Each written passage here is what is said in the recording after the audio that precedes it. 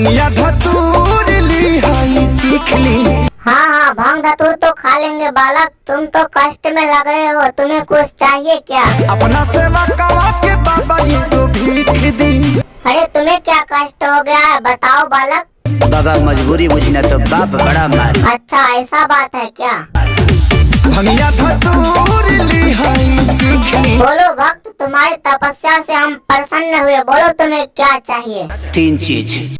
अरे वाह, एक साथ 3 वरदान मांग लिया। अच्छा बोलो तुम्हें क्या चाहिए? एगो नारी एगो गाड़ी। अच्छा एगो गाड़ी एगो नारी, उसके बाद एक और क्या मांगना चाहते हैं मांगो।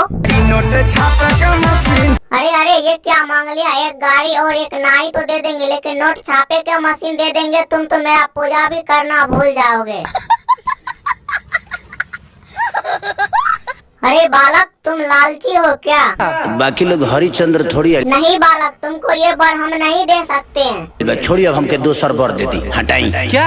हाँ हाँ बालक, दूसरा वर मांगो, दूसरा वर दे देंगे। अमर पाली जैसन शादी होखे मौगी के बहन। अरे अरे ये क्या बोला? अमर पाली जैसन साली होके मौगी के बहन। भोलेनाथ को अब यही सब काम करने के लिए बच गया है क्या? अच्छा ठीक है बालक, जाओ तुम्हारा ये वरदान तुमको मिल जाएगा। प्रेम से बोलिए शंकर भगवान की। जय हो जय हो जय हो। दोस्तों अगर आपको ये वीडियो अच्छा लगे तो वीडियो को लाइक करके चैनल को जरूर सब्सक्राइब कर लीजिएगा। तो दोस्तों मिलते हैं नेक्स्ट वीडियो में, आज के लिए इतना ही। Thanks for watching. अमर पाली जैसन शादी होखे मौगी के बहन।